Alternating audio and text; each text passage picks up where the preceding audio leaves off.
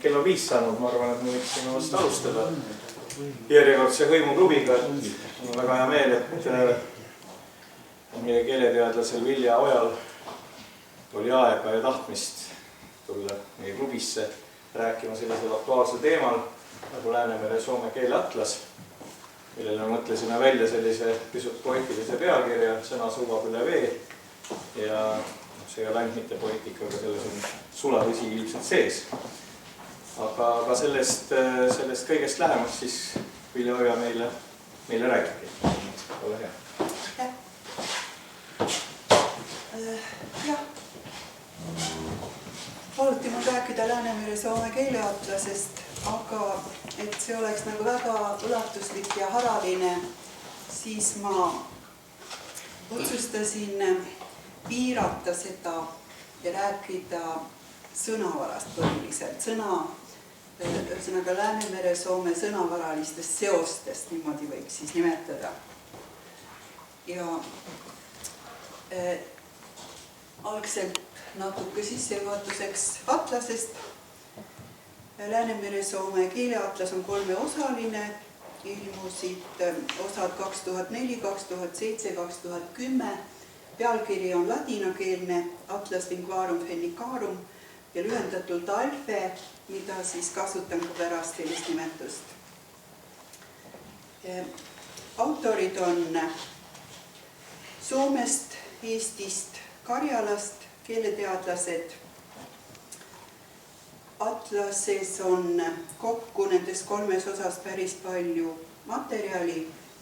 Lehekülgi on 1490, suureformaadilisi lehekülgi.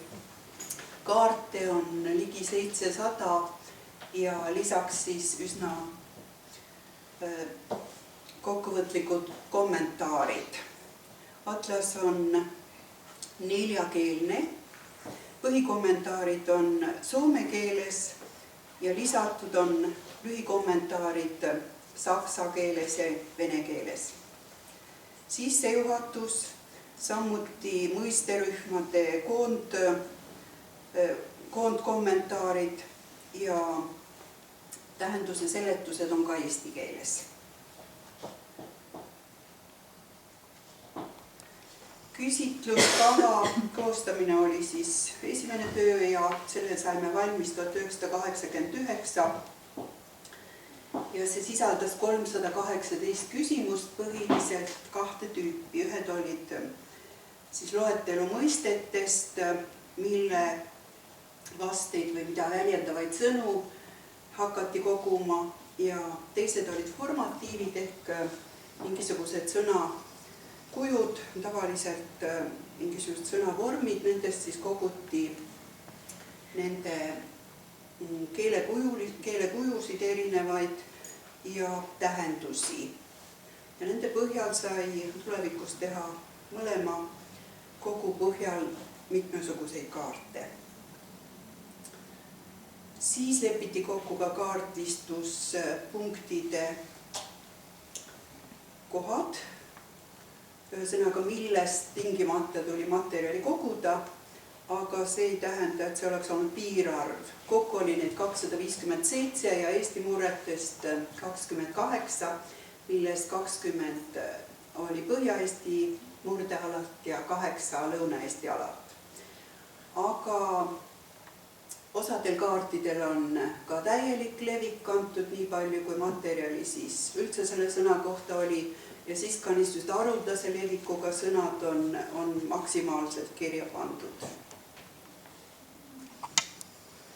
Mõisterühmad olid väga mitmekesised, eluolu ja ehitustega seonduv, elatusvahendid, kuhu siis kuulus maaviljelus, karjandus, kalandus ja jaht, käsitöö ja toidumajandus, inimene, inimese nimetused ja sugulasterminid, anatoomia ja füsioloogia, vaimsed omadused ja tegevused, siis loomad, taimed, liikumine ja liiklusvahendid, ilmakaared ning koha- ja maastikuterminid, ajamääratlused, ja lõpuks asesõnad ja sidesõnad ja muid noomeneid ja verbe.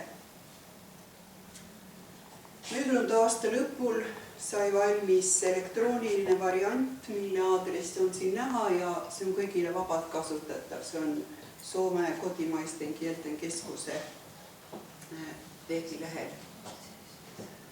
Ja keelte jaotus oli selline: Soome, Karjala, Vepsa, Isuri, Vadja, Eesti ja Liivi.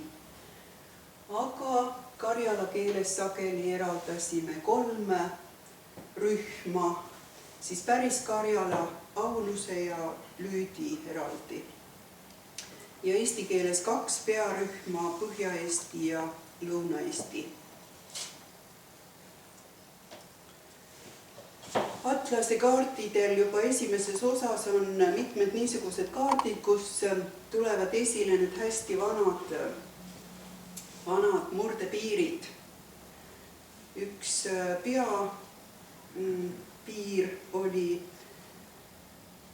oli ida ja lääne murrete vahel. See siis kulges mööda Soome ida ja lääne murrete piiri ja läänepoolsesse alasse jäi ka Eesti, Vadja ja Liivi keel ja ida pool oli siis Soome idamurded, Karjala, Vepsa ja Isuri.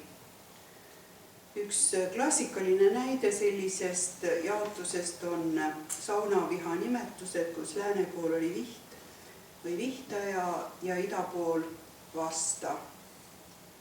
Miks need sõnad lähevad üle joone, siin on arvatavasti arusaadav, et see punane joon on nagu tegelik, ütleme, lääne ja Soome vahe, aga siis see siirdeala on laienenud, eriti Savo murrete alalt on tunginud peaaegu, et Oulu linnani välja sinna lääne poole.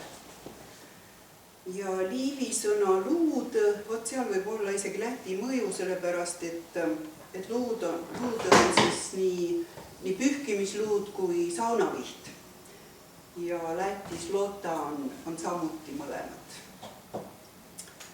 Nüüd teine hästi tähtis piir oli see, mis kulges mööda Soome lahte ja võtmenimetused on siin näiteks toodud, et põhjapoolses rühmas oli siis võtmenimetus tulnud verbist avama ja lõunapoolses rühmas sõnast võtma. Hästi paljudel kaardidel torkab silma, et Edela-Soome sõna on sarnane lõunarühmaga. Ja siis on ka üks klassikaline näide jälle, et suvi ulatub Edela-Soomesse välja ja kese on siis aastaaja nimetus põhja ja ida pool. Nüüd järgmine kaart siis on loputama sõnadest ja see näitab, et Lõuna-Eesti murrete sõna sarnaneb sageli ida, Soome ja Karjala ja Vepsa grupiga, kui on mingisugune laialevikuga sõna. Ja kus on siis huhta ja Lõuna-Eesti murretes loputada uhta ja läänepoolsetes Soome murretes on viruta. Ja selle kaarti pealt torkab ka silma niisugune asi, mis on suhteliselt tavaline, et Põhja-Eesti alal on mingisugune omaette sõna kasutusel, ei ole see sama, mis teistel. Selline näeb nüüd välja tavaline alvekaart, aga et alati ei ole need värvid väga hästi eristatavad, siis ma enamus näidetes olen joonistanud ise skeemid. Aga selle kaardi ma panin selle jaoks, et näidata, et mulgimurdes on niisugune tore sõna nagu uisk, mis ei ole mitte seesama, mis tritsud, vaid on hoopiski mau või siis ussi nimetus.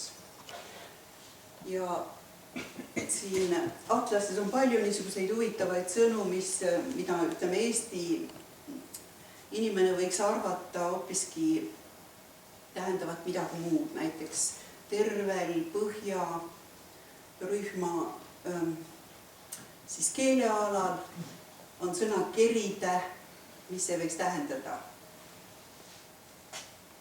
Mis te arvate? Ei taha keegi pakkuda. Keride on lamast pügada. Ja pügada on tegelikult, nagu see kaart näitab, ainult Lõuna-Eestis levinud niimoodi murdeomasena. Et põhjaeestlased niitvad lammast. Minu esivanemad olid sealt Lõuna-Eestist, nii et mina ei oleks küll kujutanud ette, et lammast niidetakse, aga vot nii on. Ja siis on veel päris seal Setumaal ja üksikud näited olid ka mujalt selle sabida või savida sõna kohta. Aha, ei, Lõuna-Eestis oli see köör, aga sabida või savida oli hoopiski Karjalas tavaline.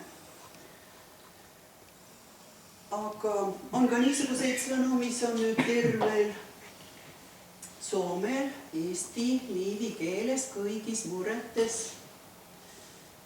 Lisaks veel, jah, osad ka vadja. Üks ja sama sõna, aga eri päritoluga. Et kõik me teame, et saipua on sama, mis eesti seep, aga Soome saipua on laenatud germaani keeltest, kui siis eesti seep on keskalamsaksalaen ja liivi seep on samuti keskalamsaksalaen, aga see heliline alguskonsonant näitab, et tegemist on ilmselt täti mõjuga. Ja siin nüüd eristub üsna selgelt Karjala ja Vepsa ja osad ka siis Isuri ja mõnikord vadja, osa vadjast vähemalt. Mis ongi paljudel juhtudel nüüd on kadunud see lääne-ida vaheline joon sealt Soome alalt või nihkunud niivõrd uuemate sõnade puhul eriti sinna Karjala ja Soome vahele. Ja üks selliseid sõnu on nädal. Võt seal kõrval on nüüd näha fragment Euroopa keelte atlasest selle sama sõna kohta. Ja et need levikud ei ole seal väga hästi nähtavad, siis ma panin need kaks kaarti kokku niisugusel kujul. Et siin kaardil on näha, kuidas ühelt poolt tulevad need viiktüvelised sõnad sealt läänest ja teiselt poolt tuleb vastu see roosa, mis on siis Vene nedelja, kõik need Karjala, Vepsa, aga ka Eesti ja Liivi ja need lõuna poole siis Läti ja Venemaa, kõik on sama sõna. Ja selle nedelja või viiko või nädala puhul on arvatud, või on avaldatud arvamust, et ongi nii, et Eesti igasugused kalendri nimetused ongi tulnud nagu vene keele pärased. Aga siis tõin siia ühe näite, mis ei kinnita seda, vaid vastupidi näitab, et see Eesti laupäev ja vadja ja Isuri laukopäive ja Soome lauantai, et need on ühe ja sama algupäraga. Kusjuures siis Vene subota on laenanud Karjala ja Isuri ja mõnesse üksikusse Soome murdesse oma sõna. Näitamaks, kuidas järsult erinevad mõnikord Lõuna-Eesti ja Põhja-Eesti murded omavahel, siis Lõuna-Eestis on kasutusel sõna vene sõudepaadi kohta ja Põhja-Eestis paat.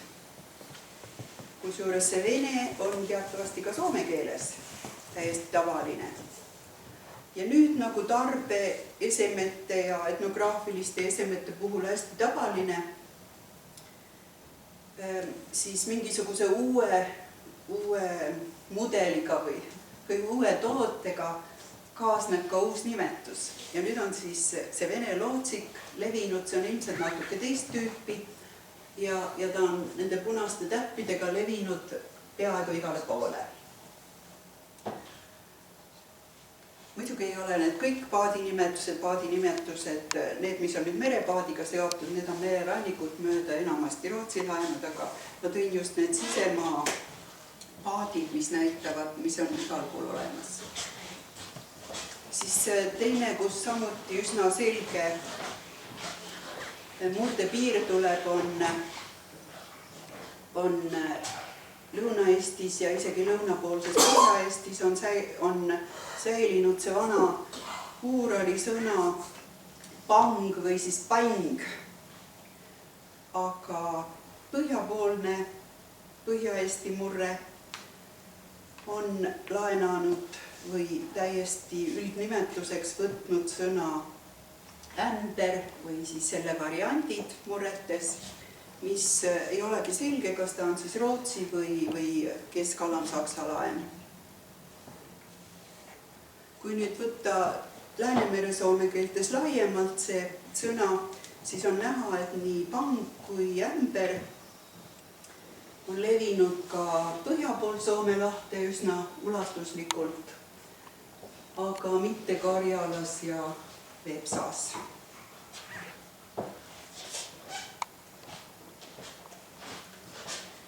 Selle kaardi, seda ma olen mõned korrad juba demonstreerinud just niisuguse näitena, kuidas nüüd siin Läänemere-Soome alal saavad kokku ida ja lääne mõjud.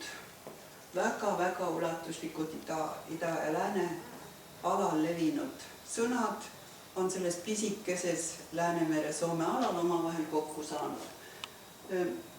See on jällegi nüüd Euroopa keelteatlase kaardi põhjal, seal on see kaart olemas, on siis pandud Läänemere-Soome kontuurkaart, aga ta täpselt ei kattu, aga enam-vähem saab kujutluse.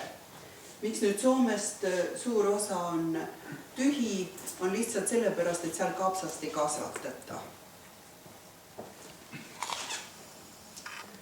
Aga kapsas ja seesama kaali, mis nüüd Soomes ja Isuris oli kapsa nimetus, see on meil ju teise taime nimetus või teise aedvilja, ütleme. Ehkki mõlemad nad kuuluvad sinna brassika, mis ta siis on, sugukond või. Aga siis Eesti kaal jälle või kaalikas sarnaneb Läti ja Leedu sõnadega samas tähenduses. Ja teiselt poolt nüüd Rootsis, kui rootsi keeles oli see kaal oli kapsas, siis kaalroot oleks siis nagu kaalika nimetus, nagu oleks, ütleme, kapsajuurikas oleks kaalikas. No võtame teise taime. Nüüd liina on Karjala keeles ja Ida-Soomes ja Vepsas, ka Isuris oli kanepi taime nimetus. Ainult üksikud kohad näitavad siin linataime, sest tavaliselt üle kogu Soome on levinud see pellava lina taime nimetusena. Aga tekstiili tootena või siis kangana on jällegi Soomes liina levinud just ida pool rohkem. Eestis ja Liivis ja Vadjas on siis lina, nii linataim kui ka tekstiil, aga tekstiil mitte terves Eestis, vaid näete jällegi põhiliselt Põhja-Eestis ja Liivis ja Vadjas ka. Siin on siis loetletud neid erinevaid kangaid või tekstiilitooteid, mida ta siis tähendas. No voodilina on Eestis ka olemas, laudlina oli oli murretes väga harva juhtus ette, sellepärast et enamasti maarahvas varem neid laudpina ei kasutanud. Aga siis igasugused pearätid ja muud asjad. Ja võrgulina oli samuti üllataval kombel ainult Põhja-Eestist. Üks tore sõna oli inimene. Inimene on kõigis Läänemere soome keeltes sama tüvega. Aga lisaks sellele, et tal on üldnimetuse inimene tähendus, on ta siis paljudes murretes ka tähenduses naine kasutusel. Ja siin on isegi Eestimaal oli olemas Hiiumaalt, minu meelest seal oli üks niisugune tore lause, et vaatame, kes sealt tuleb, et kas tuleb mingisugune meesterahvas, keda siis arvati ja selgus, et ei ole üldse mees, et on inimene. Selgus, et naine tuli. Ja siis Vepsas on selline sõna olnud mõnikord kasutusel tähenduses laisknaine. Selle põhjust ei oska öelda. Ja üks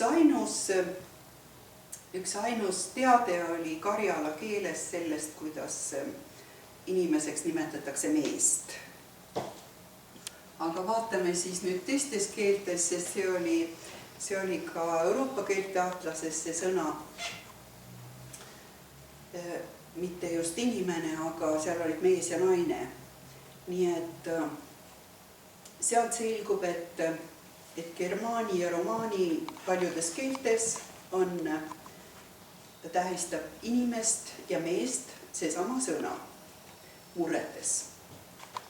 Ja algselt on siis see mann või männ olnud inimene, aga hiljem on temast tulnud mees.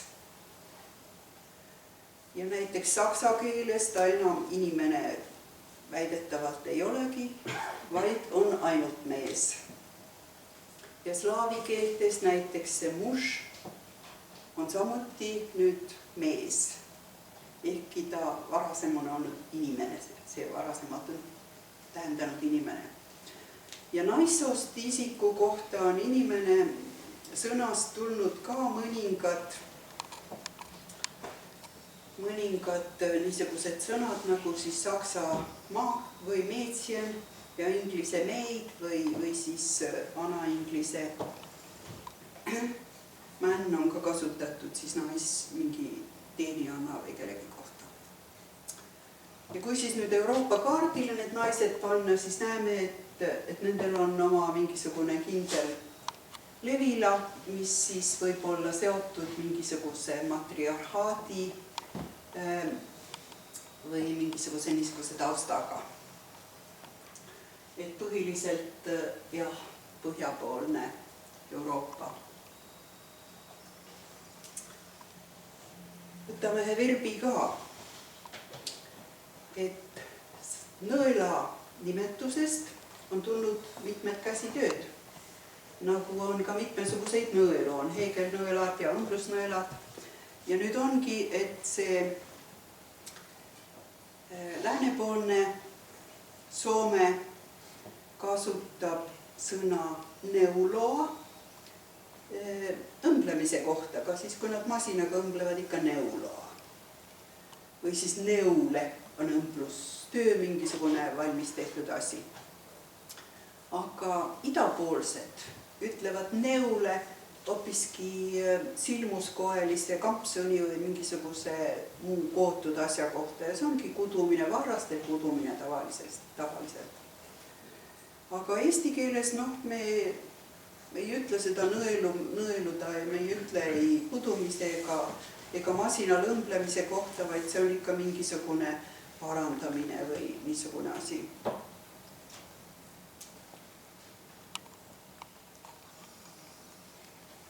Võtame nüüd väikse Eesti jälle, kui Balti laen sild on kõigis Läänemere soome keeltes kasutusel samas tähenduses mingi ületuskäik, sild, siis Põhja-Eesti murretes me leiame tal 3 täiesti korralikku murde tähendust. Üks on siis sillutis või tee. Teine on mingisugune aidaesine made või siis niisugune balkoni rõdutaoline terrassi moodi asi. Ja päris ida piiril on ka tähendus põrand ja laevatekk. Võtame nüüd jälle Läänemere Soome ja näeme, et see põrand ja laevatekk on küll Eestis väga kitsalt esindatud, nii et tekib kahtlus, kas ikka tõesti on, aga kui me nüüd siia paneme selle Läänemere Soome ala juurde, siis me näeme, et tal on päris korralik levik ja selle aluseks arvatakse olevat just nimelt Karjala keel, kus siis tehti niisugused laudpõrandad või alguses võib-olla minu meelest olid nad isegi paikpõrandad, mis tehti siis niisugustesse majadesse, kus põranda all oli loomalaut ja siis selle põranda peal oli eluruum, mis oligi siis niimoodi sillataoliselt ehitatud.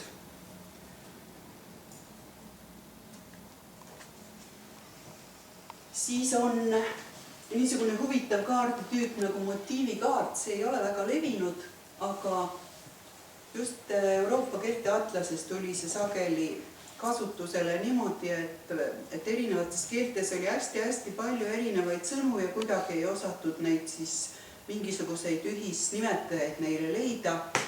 Ja siis avastati, et väga mitmes keeles on sõna või millegi nimetuse motiiviks või selleks mõtteks, mille järgi see asi nimetuse saab, mingisugune teine sõna või mingisugune esse.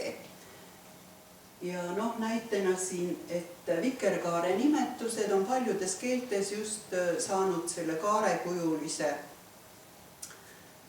kaare nimetuse.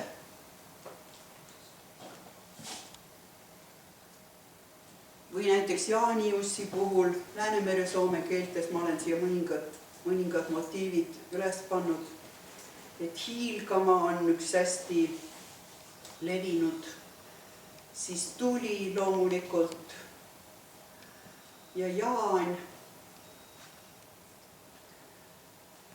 Oli ka muid, aga need olid hästi levinud kõik.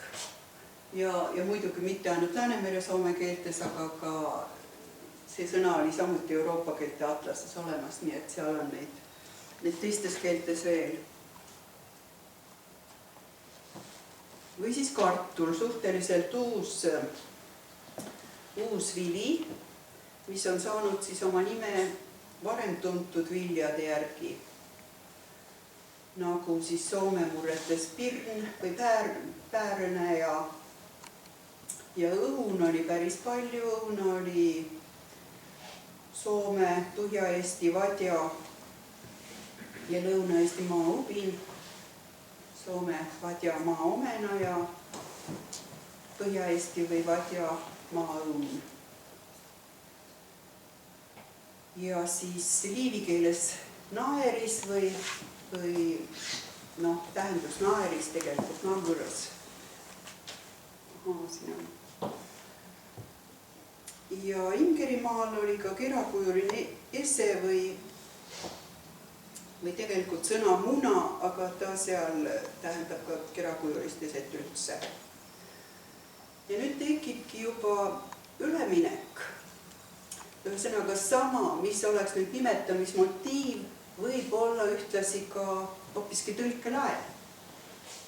Sest seesama päärõne, võtame sinna kõrvale Rootsi Jordpäärön või Saksa Grundbirne, mis on täpselt sama koosseisuga. Just eriti see Rootsi sõna võib olla tõlgitud soome keelde lihtsalt. Niisamuti õun, nagu me teame, on meil hästi palju saksa laene ja seesama erdapfel või Rootsi jortäpple, et need võivad ilusasti olla tõlgitud ka eesti keelde ja siit siis laenatud vadjakeelde. Ja mis puutub nüüd liivi sõnasse, siis läti keeles on raatsenis murretes nii kartul kui naeris. Nii et siin võib olla juba tegemist ka tõlkelaenuga.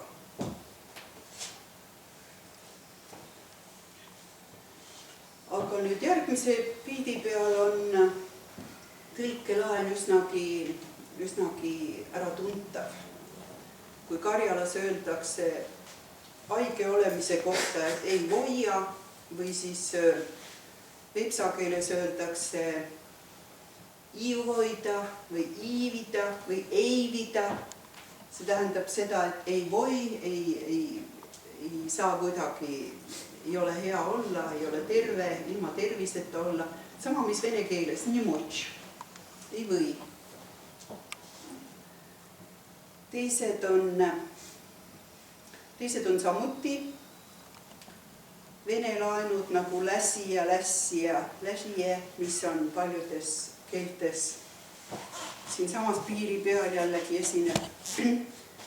See on siis vene sõnast jõžats, sest nendel on ikka jõžats palnitse ja muud niisugused, et ta näiteks lamab mingisugust haigust või lamab oma haige jalaga või midagi niimoodi.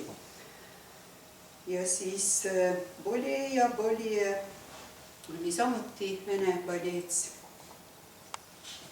Ma mäletan, kunagi meil oli see doktor Doolittle oli tõlgitud ai bolit. Siis lapsena ma ei saanud aru, mis tal niisugune imelik nimi on. Kas kuus tõlge tuli, siis oli doktor ai. Siis ma sain aru. Hiljuti äsja, siin on jälle see sama lugu, et ei ammuin karjala keeles, mitte ammu. Nad ei ütle, et hiljuti või äsja toimus, vaid ei ammuin. Ja Haunuse lüüdi samamoodi. Ja jällegi vene sõna võib tõlke või kõrvale tuua võrdluseks недавно, mitte ammu, ei ammu. No только что see on nüüd otseselt tõlgitud või otseselt laenatud, siin ei ole tõlget vaja.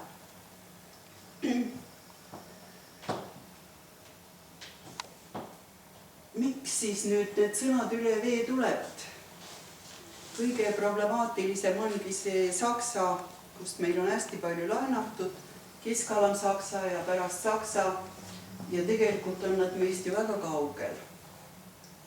Aga see näitab nüüd Hansaliitu 1400, kus siis see punane on liivi ringkond või kuidas nad seda nimetavad. Ja see on meie jaoks hästi tähtis. Näete, see liivi ringkond võtab täpselt selle Läänemere-Soome lõuna osa endale ja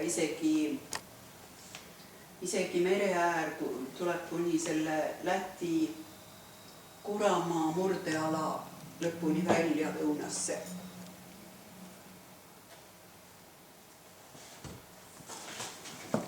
Nüüd, kui Hansalinnu ja kontoreid vaadata, siis on nad just nimelt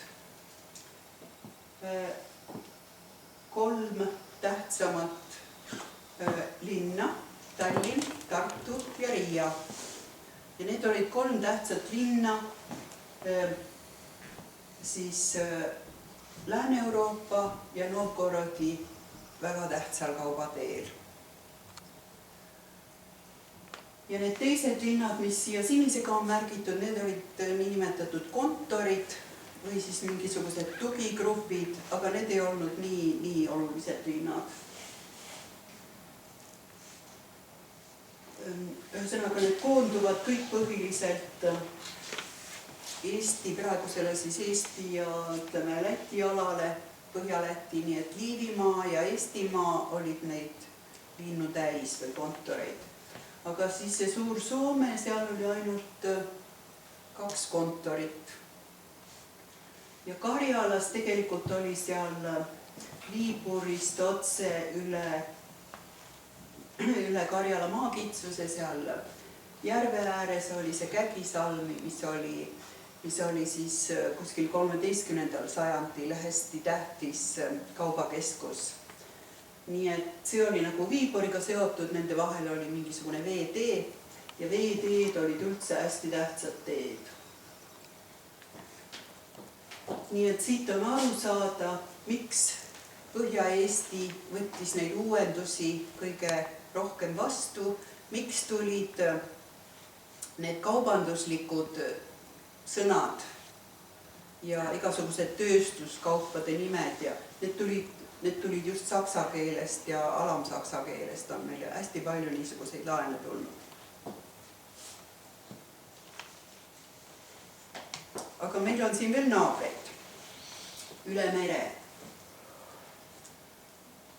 Rootsi asustus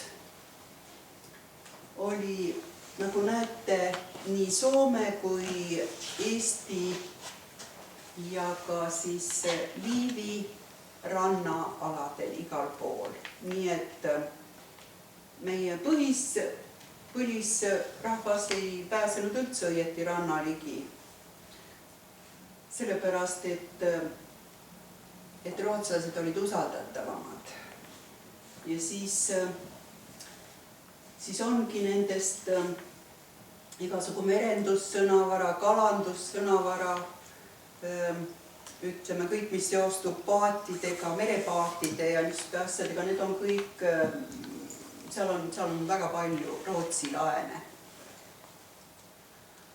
Ja Rootsi asustus muidugi on mingil määral ka tänapäeval.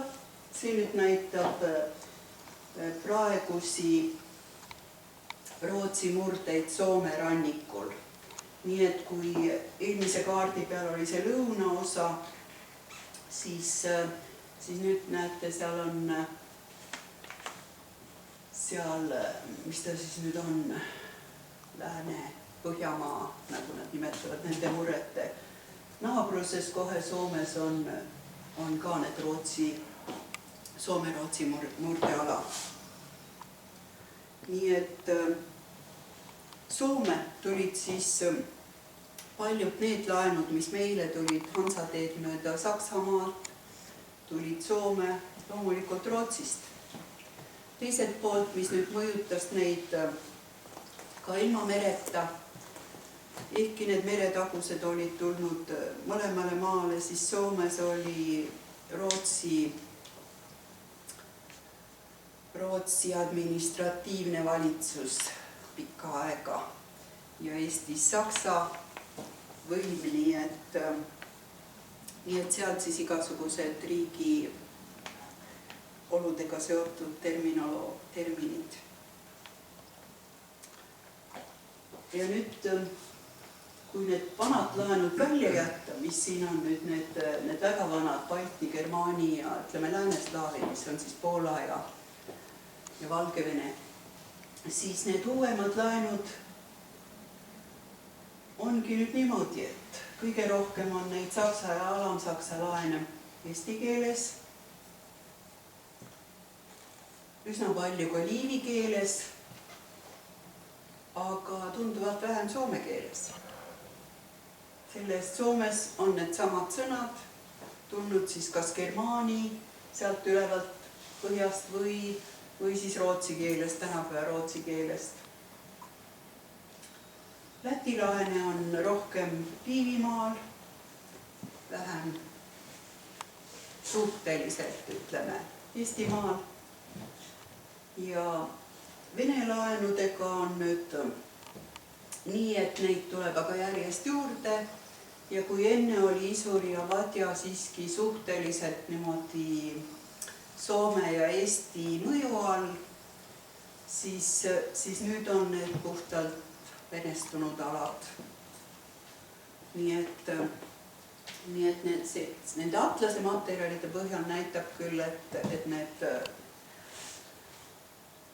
need enamus sõnu on nagu sealtpoolt tulnud laenud.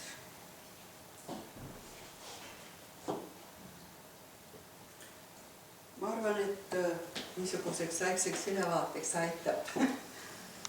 Aga mul oli tegelikult siin neid slaide veel tagavaraks ka, nii et kui teil on küsimusi või midagi niimoodi eriliselt huvi pakuks, siis võib-olla leidub siit midagi veel, mõni pilt. Jah. Aitäh. Võib-olla tõesti äkki on küsimusi või? Jah, paluks.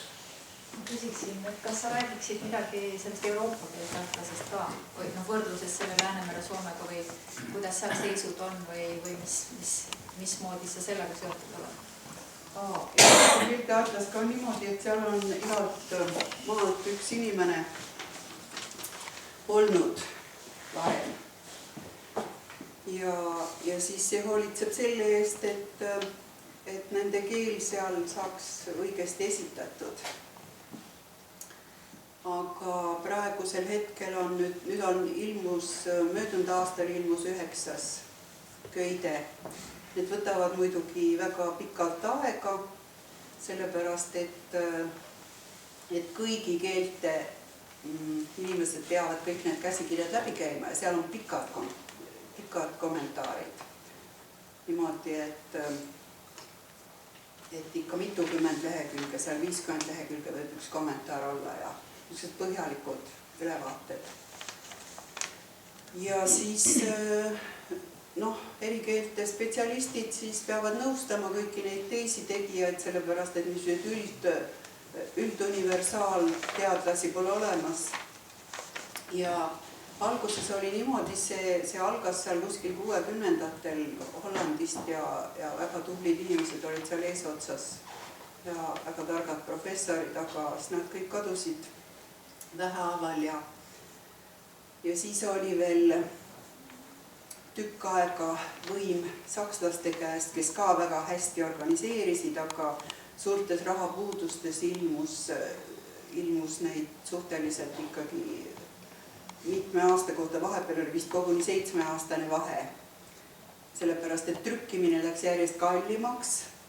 Trükkimine oli hästi kallis, aga siis selle 7 aastaga ega siis inimesed tegid kogu aeg tasapisi neid oma artikleid ja ülesandeid edasi, mis kellelegi needsamad inimesed, kes seal igalt maalt on siis ka need autorid samal ajal. Kes need iga maa on? Kas kõik Euroopa maad? No nii oli ette nähtud jah, aga seal oli poliitilistel põhjustel näiteks Bulgaaria liidus suhteliselt hiljuti, sest neid lihtsalt varem venelased ei lubanud. Ja niisugused asjad, seal Moldaaviaga oli probleeme. Ja praegu näiteks on niimoodi, et Venemaalt ei ole üldse kedagi peale ühe grusiinlanna ja siis Läänemere Soome alalt tegelikult tervest kõigi soome-ugri keelte alalt on ainult üks inimene.